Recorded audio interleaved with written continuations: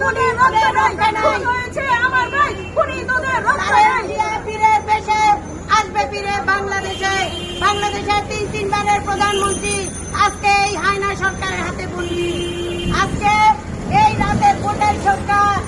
নির্লজ্জ কত নির্লজ্জ হলে বলতে পারে যে আমরা ক্ষমতায় থাকতে চাই ভোট দেখ বা না দেখ আমি এখান থেকে আপনাকে বলতে চাই আর কিছু বলার আমার কোনো ভাষা নাই আপনি যেভাবে ক্ষমতার জন্য এত নির্লজ্জ হয়ে গেছেন বাংলাদেশের কালকে রাতে আমি ফেসবুকে দেখেছি একজন বৃদ্ধ একজন হসপিটালে যাবে মৃত্যুশয্যায় অক্সিজেন পাচ্ছে না কেন আপনারা না বলেছেন সব কিছু আপনাদের ফান্ডে আছে এখন অক্সিজেন কোথায় গেল তেল কোথায় গেল কারেন্ট কোথায় বিদ্যুৎ কোথায় গেল গ্যাস কোথায় গেল এই জবাব আপনাদেরকে একদিন পড়ায় গন্ডাই দিতে হবে ইনশাল্লাহ